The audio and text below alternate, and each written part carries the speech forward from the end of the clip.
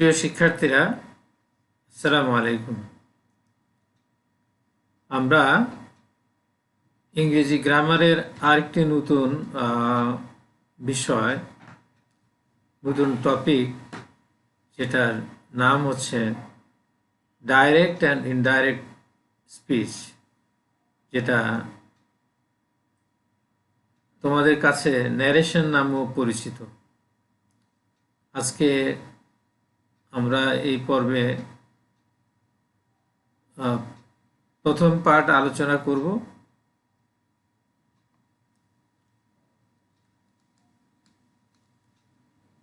Narration গ্রামারের একটা মৌলিক বিষয়। এ সংক্রান্ত জ্ঞান থাকা নানা কারণে আবশ্যক, বিশেষ করে যারা লেখালেখি করে তাদের এই বিষয় সম্পর্কে ভালোভাবে অবহিত দরকার, যে তাদের সেন্টেন্সটির ধরন কোন ধরনের। আবার যারা পরীক্ষার্থী বিভিন্ন ক্লাসে, জেএসসি, এসএসসি, এইচএসসি, তাদের পরীক্ষার জন্য ন্যারেশন বা ডাইরেক্ট অ্যান্ড ইনডাইরেক্ট স্পিচ জানা থাকা একান্ত প্রয়োজন। তো আমরা এ বিষয়ে আজকে বলা যায় যে আমাদের প্রথম ক্লাস অনেকটা ইন্ট্রোডাক্টরি ক্লাসের মতোই। আমরা প্রতিনিয়ত যে সমস্ত কথা বলি, এখানে আমি বরং লিখিত আকারে যা তোমাদের সামনে রাখা হয়েছে সেটুকু একবার পড়ে শোনাই। আমরা প্রত্যহ নানাভাবে, নানা কারণে বহু মানুষের সাথে মৌখিকভাবে কিংবা লিখে মতামতের আদান প্রদান করি। এ সময় আমরা একজনের সংবাদ, বক্তব্য, অনুরোধ অন্যের নিকট পৌঁছে দিই। আমরা যা অন্যের নিকট পৌঁছে দেই তা হলো স্পিকারের স্পিচ। স্পিকার তার মানে যিনি বলেন তিনি হচ্ছেন স্পিকার, আর পৌঁছে দেওয়ার কাজটি বলা হয় রিপোর্ট।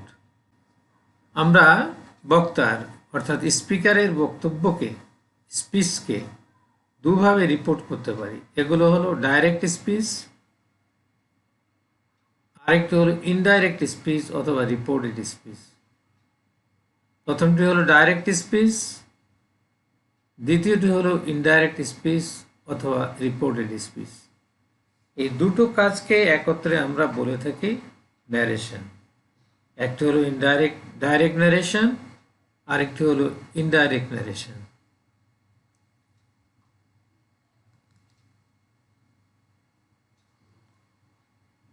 আমরা এগুলোকে সংজ্ঞায়িত করতে চাই। ডাইরেক্ট স্পিচ মিন্স দি ওয়ার্ডস অ্যাকচুয়ালি স্পোকেন। আবারও বলছি, ডাইরেক্ট স্পিচ মিন্স দি ওয়ার্ডস অ্যাকচুয়ালি স্পোকেন। অর্থাৎ বক্তার বক্তব্য অবিকল উদ্ধৃত করা। বক্তার বক্তব্যকে কোনো প্রকার পরিবর্তন না করে বক্তা যেভাবে বলেছে ঠিক সেভাবে উপস্থাপন করাকেই ডাইরেক্ট স্পিচ বলা হয়ে থাকে। Reported speech means the meaning of what was said by the speaker. Reported speech means the meaning of what was said by the speaker. অর্থাৎ বক্তার বক্তব্য অবিকল উদ্ধৃত না করে রিপোর্টারের ভাষায় বলা, অর্থাৎ যিনি বলছেন তার ভাষায় এটাকে উদ্ধৃত করাটাই হচ্ছে রিপোর্টেড স্পিচ। এই বিষয়টি আমরা নিচে আবার একটু দেখব। উপরে যে দুটো সংজ্ঞা আমরা পেলাম, অর্থাৎ বক্তার বা স্পিকারের উক্তি কোনো প্রকার পরিবর্তন না করে অবিকল উদ্ধৃত করা হলে তাকে ডাইরেক্ট স্পিচ বলা হয়। আর বক্তার উক্তি পরিবর্তন করে বর্ণনাকারী বা রিপোর্টার নিজের ভাষায় প্রকাশ করলে তাকে ইনডাইরেক্ট স্পিচ বা রিপোর্টেড স্পিচ বলা হয়। তাহলে আমরা ডাইরেক্ট স্পিচ এবং ইনডাইরেক্ট স্পিচ সম্পর্কে যে প্রাথমিক ধারণা নেওয়া প্রয়োজন সেটি আমরা এখান থেকে গ্রহণ করার চেষ্টা করছি।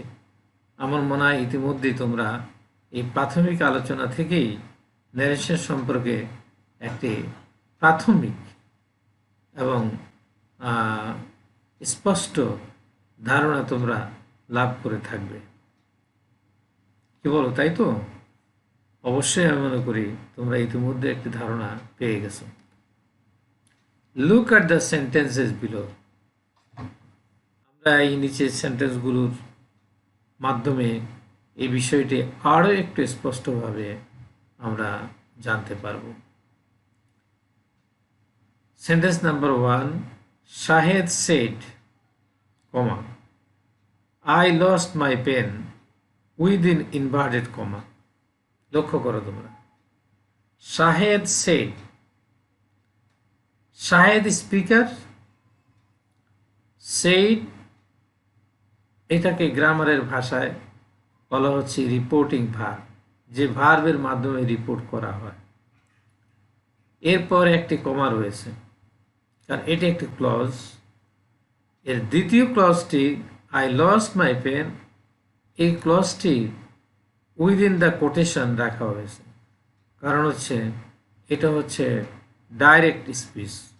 ডাইরেক্ট স্পিচ হয়, আমরা আগে বলেছি, ডাইরেক্ট স্পিচ হলো অবিকৃত অবস্থায় যদি রিপোর্ট করা হয় তাহলে সেটাকে ডাইরেক্ট স্পিচ বলা হয়।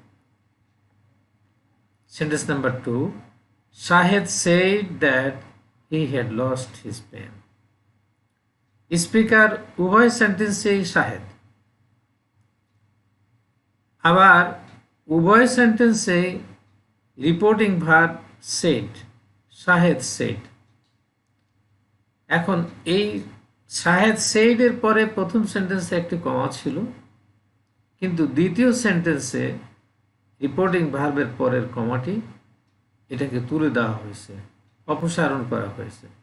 তার পরিবর্তে একটি কনজাংশন গ্রহণ করা হয়েছে, সেটা হচ্ছে দ্যাট, যেটার মাধ্যমে ডাইরেক্ট স্পিচটাকে এখানে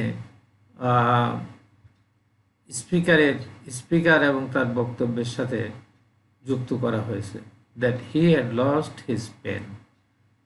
এটা হচ্ছে ইনডাইরেক্ট বা রিপোর্টেড স্পিচ। এখানে উপরের সেন্টেন্স থেকে মৌলিক পরিবর্তন আমরা লক্ষ্য করছি। একটা হচ্ছে কনজাংশন দ্যাট এসছে, দ্বিতীয়ত হচ্ছে আমাদের আই যে সাবজেক্টটি ছিল এটি পরিবর্তিত হয়ে হি হয়ে গিয়েছে। কারণ হচ্ছে এখানে আইকে সেটা আমাদেরকে জানতে হবে। এখানে একটা নিয়ম পরবর্তী পর্যায়ে অবশ্য আরও আলোচনা আসবে, যে ডাইরেক্ট স্পিচের সাবজেক্ট যদি ফার্স্ট পারসন হয় তাহলে রিপোর্টিং ভার্বের পূর্ববর্তী যে পারসন, সেই পারসন অনুযায়ী এই সাবজেক্টের পারসনের পরিবর্তন ঘটে। আর যদি এটার স্পিকার রিপোর্ট ডাইরেক্ট স্পিচের সাবজেক্ট যদি সেকেন্ড পারসন হয় তাহলে রিপোর্টিং ভার্বের অবজেক্ট অনুযায়ী সেটা পরিবর্তন হয়। এখানে অবজেক্ট নেই, অতএব এখানে পরিবর্তনটি আমরা বুঝতে পারছি না।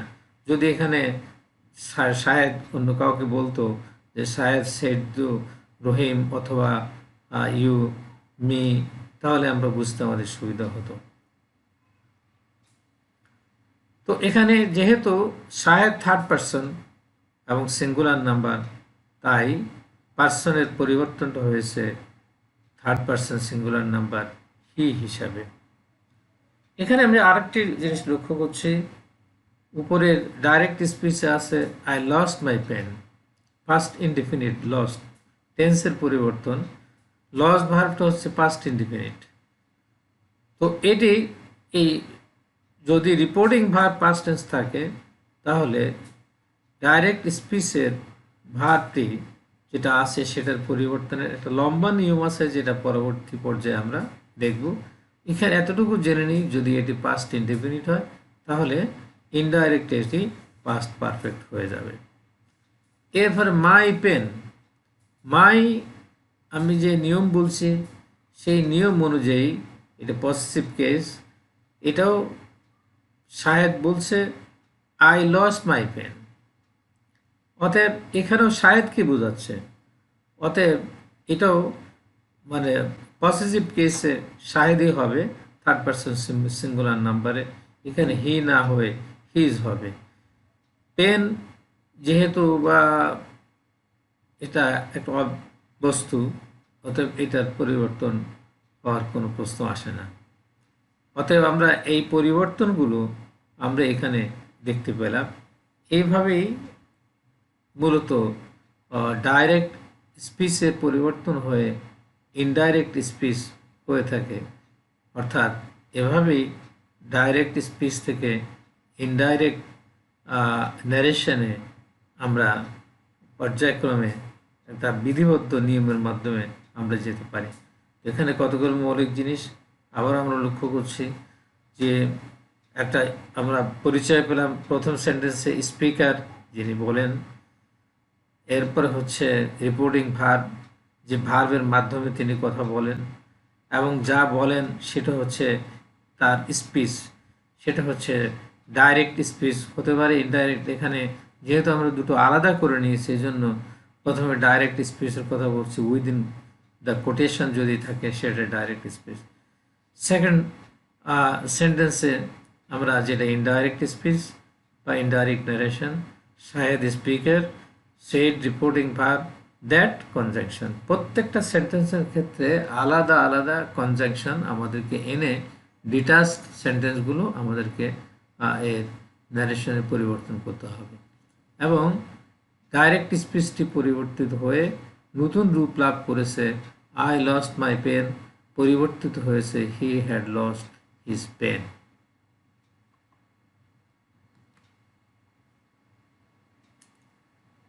আমরা উপরে যে কথাগুলো বললাম আমাদের বক্তব্যের মাধ্যমে, সেই কথাগুলোই এখানে আবার আমরা লিখিতভাবে তোমাদের সামনে উপস্থাপন করেছি তোমাদের বোঝার, জানার এবং সংরক্ষণের সুবিধার্থে।